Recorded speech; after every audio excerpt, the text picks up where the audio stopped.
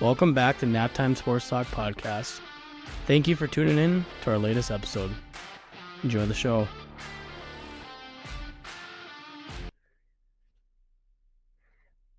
Welcome back to Naptime Sports Talk Podcast. On today's episode of Season 3, Episode 4, we are going to recap a little bit of Week 2 for the Vikings. We missed last week. I had my voice was gone last week, kind of getting over a cold. And then, just got busy. Share a little news later on, too, of my busy schedule. And then we'll get into the game from this week and then do our pick 6 that we talked about doing. We'll pick 6 teams that we think are going to be guaranteed the win for the week. And then we'll also pick one of the 6 will be like an upset surprise win of the week. So, yeah, have Big D here today. Big D, how you doing? I'm doing good, man. How are you doing? I'm glad that you're feeling better. Yeah, we talked a little bit, and you sounded a little under the weather, so I'm glad that you are feeling a lot more better than you were a couple weeks ago. Yeah, thank you. It's that time of the year where, unfortunately, illnesses are happening, sicknesses are happening. Ran through my family a little bit with my little daughter and then myself. And then I guess I have news to share. I had my newborn born here on September 17th. Little girl, her name's Peyton Marie. So we brought her home on September 18th, and we are adjusting to that. And so far, Peyton is 1-0 in her Viking fandom career. So we have that to look forward to, and just excited to see how my 2 girls will develop a good close bond, and hopefully I have couple Viking fans to watch games with me on Sundays, Mondays, Thursdays, whenever they are playing, and then a little golf tandem there in the summertime when I'm able to go out golfing. So just looking forward to that. Yeah. But yeah, we'll just get right into it. The nitty gritty of everything so far. A lot of news here the last couple weeks. On Tuesday, after the Vikings lost to the Atlanta Falcons, JJ McCarthy, news broke that he will be out for at least 2 to 4 weeks, dealing with a high ankle sprain. So we are dealing with, the Vikes are dealing with that. And then Carson Wentz stepped in this week versus the Bengals and helped the Vikings get that victory versus Cincinnati, 48-10, dominant performance on all sides of the football. Special teams, defense, really set the tone with the turnovers, and then on offense. Just talking about Wentz, this is going to be the talk now here for a while until McCarthy comes back. Probably will be back after the bye week, I would imagine. But here's the thing. I mean, that's when he could probably be back if when he's healthy. But if Wentz is winning football games, there's going to be a little quarterback controversy to see what happens with the Vikes. So as long as whoever's helping us win games, I think we got to roll with. But what do you think on that topic, Big D? Do you think if the Vikings continue to win under Wentz, do you think McCarthy will be coming back? Oh yeah, I think kind of. So if Wentz is winning games, I think they're gonna stick with him, and have Wentz be quarterback 2, then have Bosmer quarterback 3, and I'll be fine with that. Like you said, Wentz looked really sharp. Game against the Bengals. Only had like 176 yards passing, all that stuff, but he had 2 touchdowns, and he looked very comfortable in the pocket. He got sacked like 3 or 4 times, and there were some plays that he should have threw the ball away. But that's probably the best I ever seen Wentz play. Been joining in the league for almost 6 years. But I think if Wentz just keeps winning games, they might just keep rolling with him and everything. So yeah, for sure, I'm in agreement with that. You got to play the guy has a hot hand and who's helping you win the game. I also think if McCarthy probably would have started this game, he probably would have ended up being just fine and winning the game too. We had Darisaw come back at left tackle, who had a dominant performance. Just super nice to see big number 71 in there cleaning up blocks. And then Donovan Jackson had an incredible start to his rookie season. Unfortunately, news broke yesterday. Surprisingly, he had to have wrist surgery and he's going to be out at least probably until after the bye week. They're saying KOC was talking about an interview. So hopefully he heals up real quick. Blake Brando will slide right into that left guard spot. Brando played all 17 games for us last year in the regular season and then that playoff game. So he has that experience, but Donovan Jackson has definitely been a bright spot to that offensive line. And then, I kind of was talking a little bad about Michael Juergens when, he came in there versus the Falcons. I just thought the whole offensive line in general looked out of place that game. And Juergens was kind of the easy guy to kind of point a finger at a little bit since he's a kind of captain of that offensive line. But I thought he handled himself pretty well here this week, maybe a full week of being able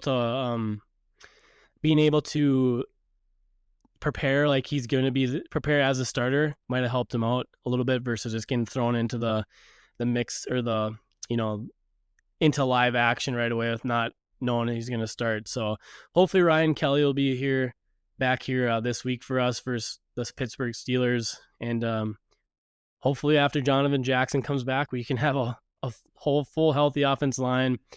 So far, the O-line's been pretty banged up in this short, young season. So yeah, just get out in the beginning of the season and be healthy for rest of the year. But yeah, with Juergens, yeah, he had a rough little start against the Falcons because he just got thrown in there. But against the Bengals, I think he actually played very well. Yeah, he had like 2 penalties on him, whatever, but I think he holds his blocks very well. He had a big improvement from week 2 to week 3. Oh, definitely, definitely. That's why I think maybe just having the week to prepare to be the starter really helped him out and did him a service. So I was excited to see that, It was nice to see those young guys step up and step in there when they need to, because as the season gets long, we need the depth to keep us going. So, but yeah, well, let's talk a little more about the game. Man, Isaiah Rodgers, what a performance he had. The first player to ever earn a perfect PFF score from Pro Football Focus or whatever it's called. No, PFF, yeah. 99.9, the first ever perfect score ever given by them. So as they rate players all season long, he had a very impressive performance. That interception that was tipped by Harrison Smith, great to have Hitman back this week too. Deflected it, went right to Rodgers. And man, you can just see his speed. Like they talked about how fast he is, and he just took off right down the sideline for that pick six. And then even the better play was just the forced fumble, man. Like the guy caught the ball, he punched it out, fell right to him basically, picked it up and took off for another touchdown. So defense definitely set the tone for us offense or for the game with those turnovers. And you could tell they just kind of made Jake Browning very uncomfortable in the pocket. They're getting after him. Van Ginkel had a couple sacks again. A couple of those were, or at least one of them was because of Jonathan Grenard, and then a couple other guys late in the game got a couple sacks too. Keys, the rookie, and then Chambliss, I think, had one. So that was kind of cool to see those guys get in there, get some playing time and clean up some sacks. So, but yeah, Isaiah Rodgers, man, what a performance. Defensively, performance, just super impressive.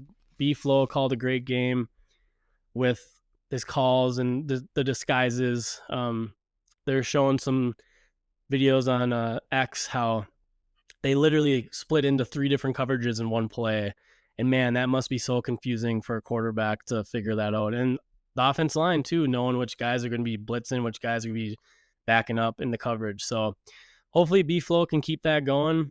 And it was nice to finally have like a pretty healthy defense this week. So yeah, I never ever seen a performance like that ever in football.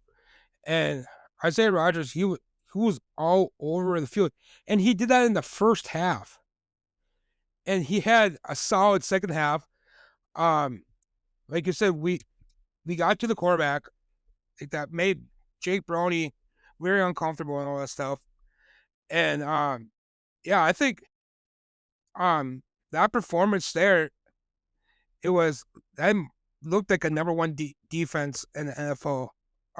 Everything and they were the best defense for that week and everything. And if, like you said, if Flo keeps that up and keep our defense up, um, we're gonna be in a good spot. And with all these good teams, because our schedule is not going to be easy after the bye week.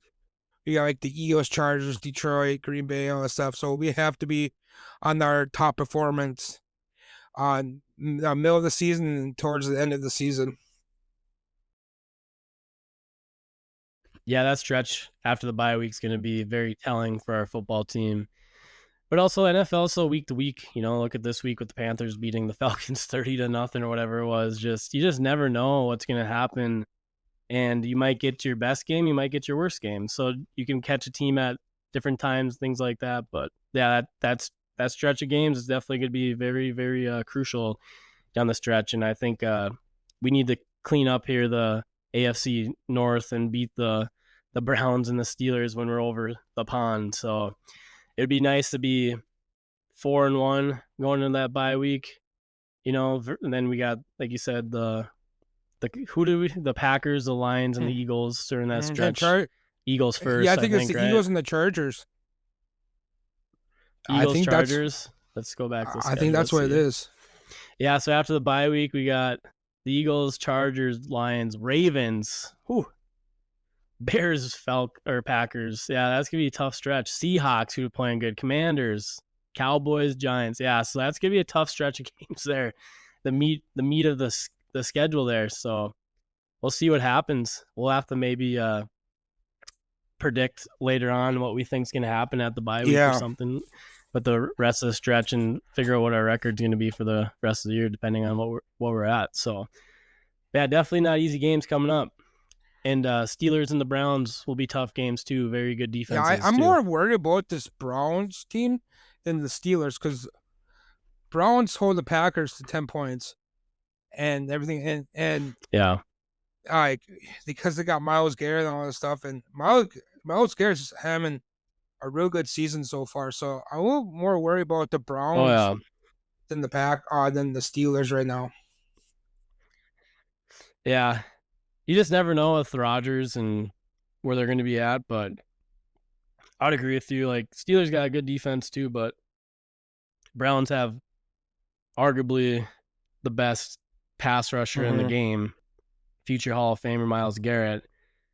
You know, Steelers have TJ Watt too, so you got to think of that aspect. They both have really good Yeah. players on their team, so it's going to be tough games, especially not, being overseas and being away from home. It's going to be tough, but I'm excited to see what we can do during that Mm-hmm. stretch, and hopefully at least go 1-1 here versus Steelers and Browns because we're going to need one of those wins because that stretch coming up after that's going to be really tough. But we'll see. We'll see what happens when we get to I that just point. hope that the matchup with Watt and Darius, I hope that happens all night instead of O'Neal because I feel more comfortable with Darisaw than O'Neal with Watt. Yeah. Yeah, the thing is, like, they can line them up wherever Yeah. too, so that's the bummer. Like O'Neal is going to be on the right side, Darisaw's on the left side, so they can move Watt wherever they want to and kind of game plan like that. So, but I agree. I feel more comfortable with Darisaw holding them down versus O'Neal. But whoever's doing it probably going to need a little help from a tight end chipping or Yeah, something like that absolutely. too. But we'll see what happens. So, but yeah, just going back to the game too.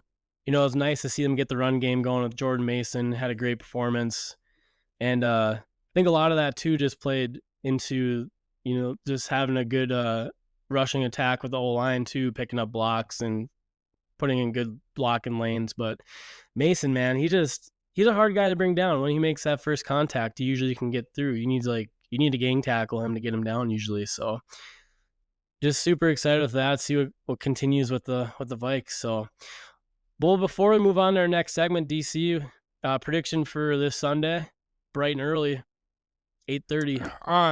I'm still gonna pick the Vikings over the Steelers. I'm gonna go I'm gonna go 28-21 Vikings. Okay. I think it's gonna be a low scoring game. I'm gonna say like 20-13 Vikes, Hey, something like I, that. I So if I think like by 6 or by 3, we'd probably like win if by. our defense play like we did against the Bengals, it could be a blowout, make Rodgers uncomfortable. But yeah, I think One, yeah, one.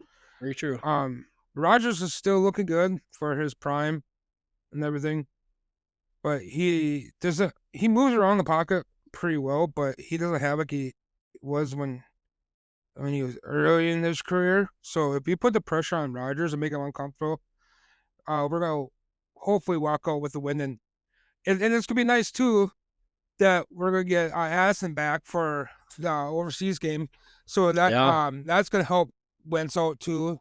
So we're gonna see about that wide receiving core on Sunday if it's gonna be JJ, Addy, Naylor, or it could be Thielen too. Yeah, you know what? I'm glad that you brought that up because I was meaning to talk about that too. And we talked about, I think in episode 2, maybe, you talked to me, asked me that question about who do I think will be wide receiver 3 when Addison comes back.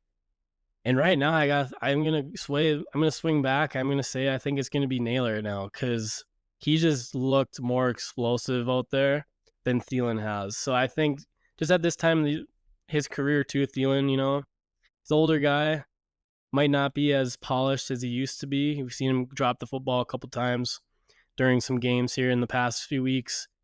But I think just the usage of Naylor here over the time that Addison's been gone, I think Naylor is gonna step in or gonna keep like that number 3 role, so or number 2 role.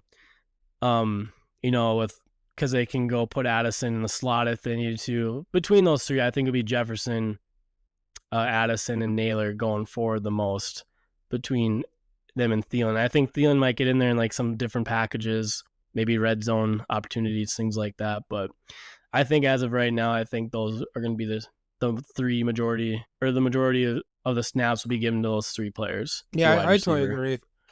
Naylor looked good against the Bengals. He had like what 3 or 4 catches and all that stuff. Um, only thing I think. He's done everything Mm-hmm. we've asked him to do.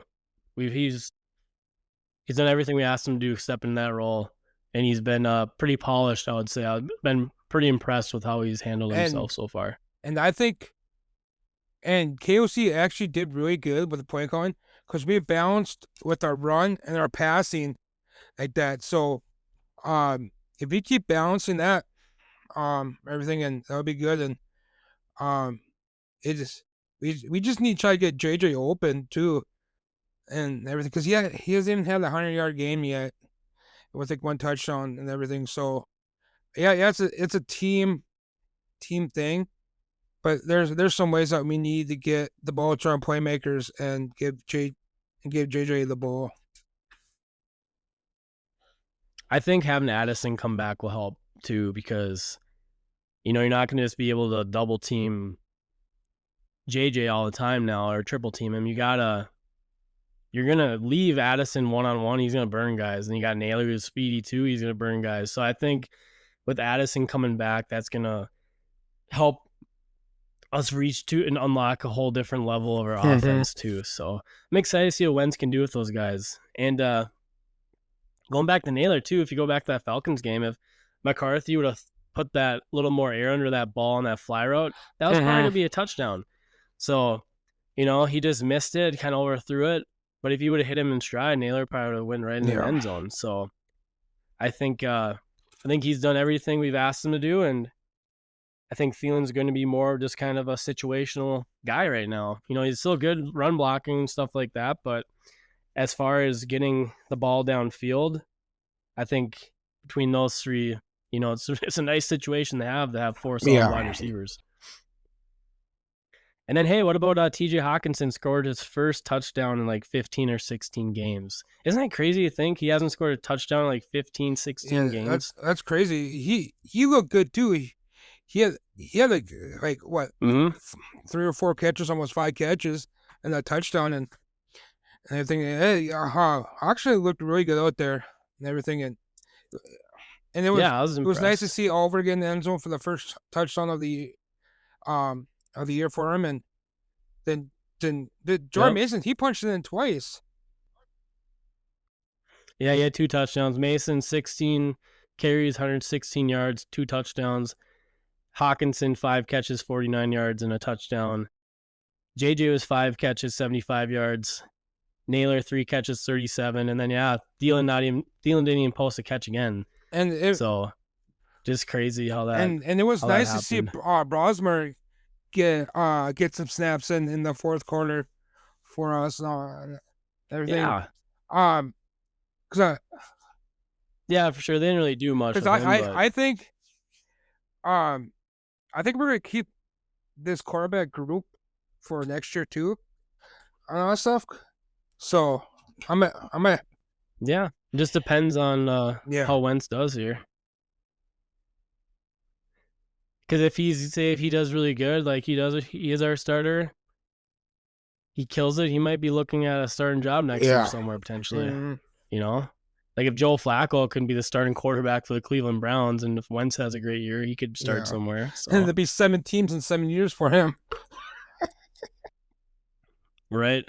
Oh yeah, I was gonna say too. Like Daniel Jones has been killing it for the Colts so far. What's up with that? Like, man, KO he comes to KOC for a little bit. KOC just I'm gonna put it all on Yeah, KOC's shoulders, man. Like he freaking turned his career around too. Sam Darnold, yeah, now Daniel Jones. Like what the heck? No, I mean there's got to be some Shane yeah. Steichen there too for the Colts. He's a really good coach too. But just kind of funny how these guys come to Minnesota and then they go off and freaking just Because start killing it. I was watching Sports Center a little bit this morning, and they're talking about Daniel Jones. And they're like, if Daniel Yeah, Jones keeps up what he's doing every week, he could be an MVP candidate for the year. yeah, he's been impressive, man. Just the Colts in general have been really Yeah. impressive. So I like that though. Mm. I like the Colts. I'm a huge Peyton Manning fan. Um, Not why we'd name my daughter Peyton, by the way, but um, spelled the same way, Peyton. But I've always just liked the Mannings, Peyton and Eli. They're my 2 favorite quarterbacks of all time, minus Viking players. Their personalities are awesome. They're funny Yeah, guys. you just named her So Payton so you guys can get some of those commercial deals. yeah, we'll see. Maybe someday we'll see. But all right, well yeah, let's move into our next segment. So we're gonna do our pick 6 here for the week. We'll kind of alternate our picks. So I'll go first, and Big D can tell me his. And we're gonna do our first 5, and we'll save the surprise All one right. for the last. All right. So my first guarantee win of the week is the Chargers or the Giants. No brainer on that one. Giants are looking for their first win still. Cam Scatterboo, what a game he had the last couple weeks. It's nice to see him kind of getting that role. Man, I really want us to Yeah. draft him last year too, but we didn't. But he's looking cool. He's a cool player for sure. But yeah, the Chargers are rolling right now, man. So first in the AFC West, and they aren't looking back. Unfortunately for the Chargers too, they just lost Najee Harris on that Achilles injury. So hopefully he has good recovery ahead of him. And thinking about Najee Harris, that sucks. He's a cool dude, old Bama Yeah, I running back saw there that too. video of So that, and oof, it was a little disgusting. yeah, yeah, and he literally just took a step and went down. So yeah, it was unfortunate to see. Who's your first pick of the week? I got the Ravens over the Chiefs. Um, the Chiefs, I mean, the Ravens are becoming hungry after that tough loss against Detroit last night, and King Henry and Lamar Jackson are probably a little ticked off about it because Derrick Henry had that fumble in the fourth quarter that Mm-hmm. made sealed for pretty much for Detroit when they scored the touchdown. And that's his third fumble this year, and he hasn't had 3 fumbles in 9-year career. So Yeah. I think the Ravens are gonna come revenge, and they're gonna beat the Chiefs. Yeah, he fumbled like that in the game versus the Bills too, so Yeah, unfortunate. But that's actually, I have the Bills, I have the Ravens over the Chiefs as well as one of my picks.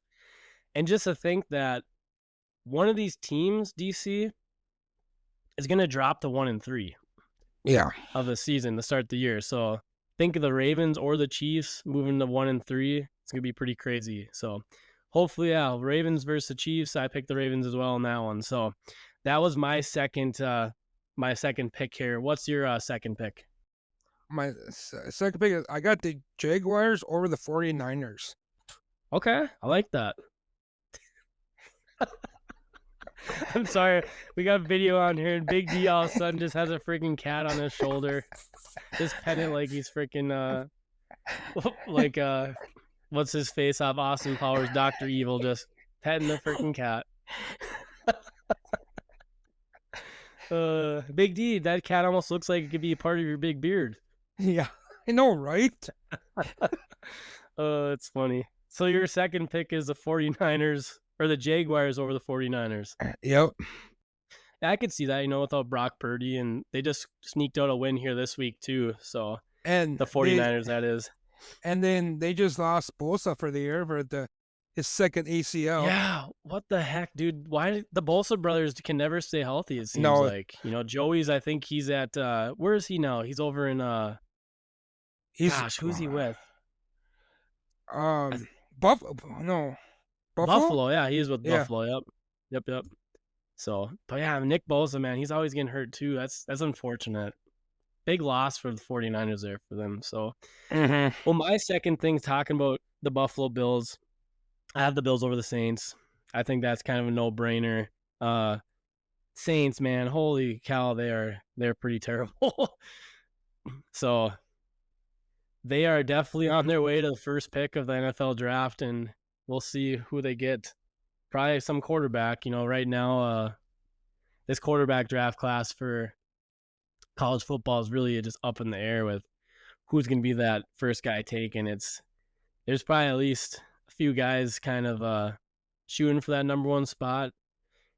If Arch Manning would come out, I think he would probably be the number one pick most likely. But I think Arch will stay or should stay another year in college too. But I know a poll just went out this past week, said that scouts around the league took a poll, and that Lenora Sellers for the South Carolina Gamecocks is right now projected to be the first pick. So we'll see. He's got some good tools, but it's just not like a solidified number one right now. You have just a group of guys: Sellers, Nussmeier, Aller. Maybe he's going for that number one. Manning, if he declares potentially.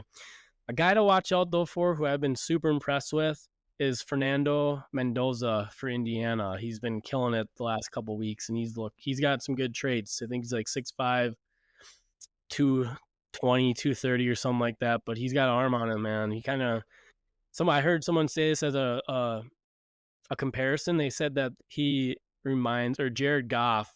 He reminds them of Jared Goff a little bit. So it's kind of funny too, because Mendoza went to Cal, and then he transferred to Indiana this year, and I think Goff went to Cal and was drafted by the Rams first overall pick. So this is a guy to watch out for, Mendoza for Indiana. He could potentially move up boards. So Yeah, I was actually watching that game, and Indiana just put the beat down on Illinois, and he looked really good yeah, on for sure. Saturday. So I'm excited to see how he continues this season.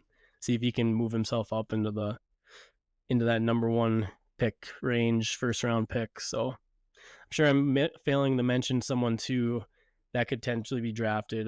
Cade Klubnik. But the Clemson, man, what a surprise they are. I picked them beginning of the year to be my team in the national championship versus Texas.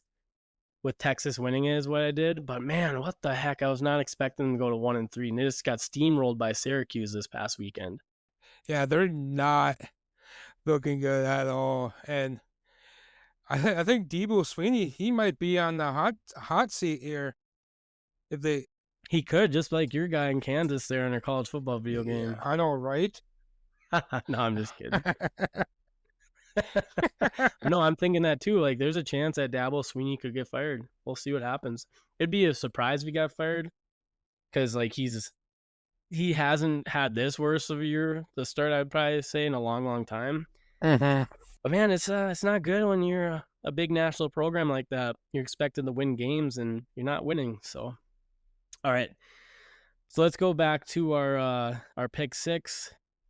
So I said the Bills over the Saints. Did you do your third one yet? I No, kind of not lost track there. no, not yet. Okay, who do you got for your third pick of the Uh, week? so this is gonna be a battle of the unbeaten's with the Jets and Dolphins. I'm gonna pick Jets over the Dolphins. Okay, like that. Jets over Dolphins. All right, my fourth pick. I'm doing the Bears over the Raiders. I think the Bears are going to go in there in Las Vegas and get a win. They've looked impressive last week versus the Cowboys. Caleb Williams looking really good. Their defense looking good. So I just think the Bears are kind of hot right now. And I think after that week one loss, they kind of figured some things out a little bit. And I think they're going to go over or go down to Vegas and beat the Raiders.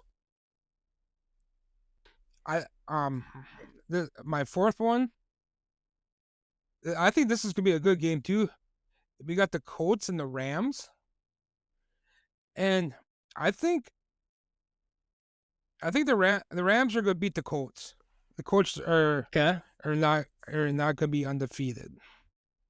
Okay. I almost picked that one too, but I was gonna go the opposite way. I was gonna go Colts over the Rams. All right, I'm gonna go to my fifth pick. I have the Seahawks over the Cards. I think Sam Darnold continues to look good, and that defense there in Seattle continues to show a little dominance. And Jackson Smith Najigba just keeps tearing it up. He's been having a really impressive season so far. Mm-hmm. So is this gonna be my upset one pick? Nope. This will be your fifth pick, and then we got one more. The last one will be your upset. All right. Let's go. All right, here I'm gonna do another unbeaten. Titans and Texans. I'm gonna get Texans to get the first win of the year. All right, it's a good one. Okay, my last one. So this would be my upset one. I'm gonna do the Browns and Lions, and I'm gonna do the Browns beating the Lions as an upset. My upset. So I got the Bucks and the Eagles, and I think Baker Mayfield is going into. Is it? Nope. Baker Mayfield is going to be staying at home, and I think he's going to get the win. I like that. I like that. That's a good one too. That'd be cool to see. I like. It'd be nice to see the Bucks do that or win that one. Man, the Ohio State wide receivers are looking pretty good. Jackson Smith and Jigba, Mecca Buka there for Tampa. But man, Marvin Harrison Jr. has just not, he's just kind of like a guy right now. He hasn't really done much. I thought he'd do a lot more, Yeah, at this point. he really hasn't been shining this year. No. Because I thought he was going to be coming out and just being one of the top receivers and Yeah. and everybody had hype on him, all that stuff. So hopefully he I can was very hyped on him. turn that around and figure some stuff out. He will. He's young too. We got to remember that. Mm-hmm.